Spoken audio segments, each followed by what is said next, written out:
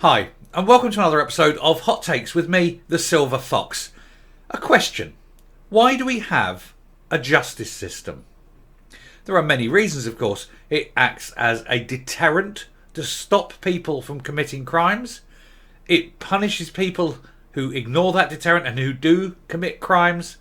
It acts as a safeguard for victims and provides fairness and equality in the eyes of the law for all. That is the theory in an ideal world. But it appears that we do not live in an ideal world, and that our justice system has been perverted so much that it is now not only protecting the perpetrators of crime, but actively encouraging some of the very worst people to continue to do what they're doing to children, because they have no fear in law anymore. This has got to stop. We're going to take a look at what has just happened in a court, in our justice system, and say that we cannot have this. This does not protect children. This only encourages the lowlifes, the absolute worst in people, the worst people of them all, to continue to do what they want to do because they know there'll be very little repercussion. It is disgusting. I'm disgusted, and I'm going to warn you, you will be disgusted with the court's decision. Here goes. Right, we all know certain words are not very allowable, shall we say, on YouTube. So I've got to be very careful with what I say and how I say it. And the words, I can't even show some of the words on the screen. So I'm going to sort of flick to a point where I'm not showing it actually on the screen there. I've got to take that top line off. So two individuals with a certain interest in very young people, shall we say, win lifelong anonymity from being named after telling courts they might end their own lives if the public knew their crimes. And the police could even be blocked from identifying them if asked. A journalist warned this case may cause a deluge of anonymity bids by these people, by these Ps. So what this court has done is made a decision which is saying now, and it's laid down a precedent, that if you are convicted of the very worst crimes against children, you will be protected by the court, allowed to have anonymity. Nobody will know who you are or what you've done. Nobody knows what a danger you are to children. That does not send the message to people who do this that it is a bad thing to do. That does not send the message that you will suffer. What this sends is a message saying, carry on, we will protect you. You don't have to worry about repercussions. What kind of justice system is this? The judge that made this decision needs to be fired. He needs to have everything taken from him. He needs to be shown the victims of these people and explain to the families of the victims exactly why he is protecting these people. I can only surmise that the reason is he wants to set this so that when he or the people like him are convicted of it, they too can be protected. It is the only explanation. So two Ps have won lifelong anonymity from being named after telling courts they might end their own lives if the public knew their crimes. In 2022, a man was spared jail in Antrim Crown Court after admitting 22 offences involving possession, distribution and making certain images of very young people. I've got to be careful what I say, but I think you know what I'm saying. You can read the words. He didn't go to jail for this.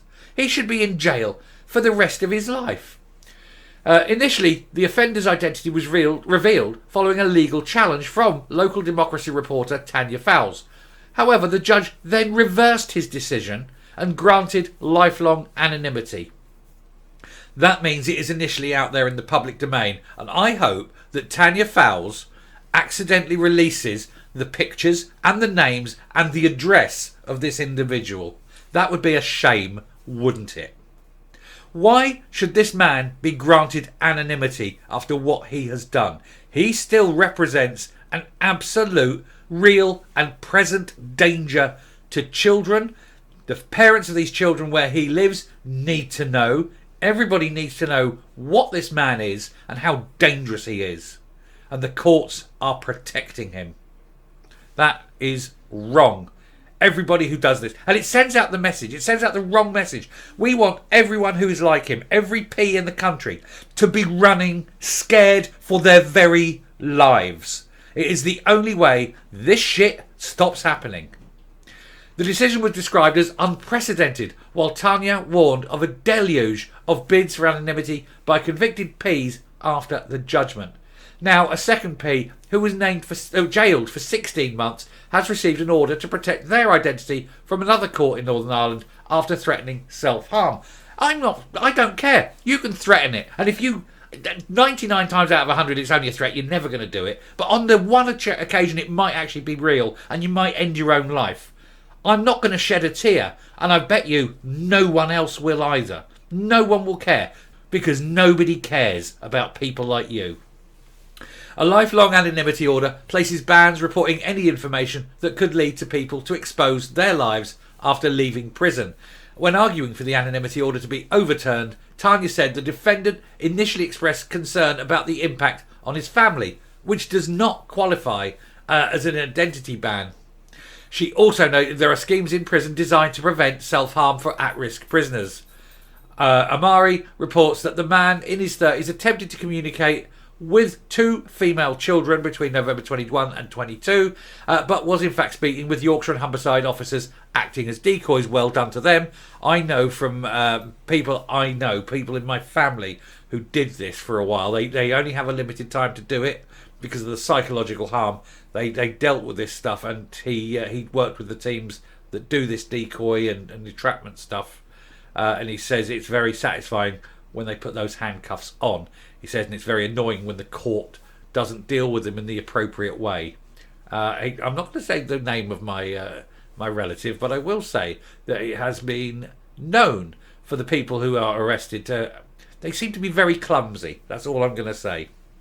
It was reported that conversations were sexual in nature and included him sending pictures of himself. And we don't mean like, hi, a selfie like that. You know what I mean.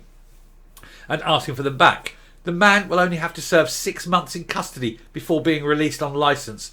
However, his identity will still remain anonymous. Wrong. He should spend years in prison and upon release have the word written, inked, tattooed on his forehead. That is the only way these people will ever think about not doing it, when they become the subject of public opprobrium. I'm being very careful what I say. The judge said the sentence was proportionate and commensurate, and that the man sent a picture of himself undressed and inviting what he thought were children to send the similar sort of pictures back to him.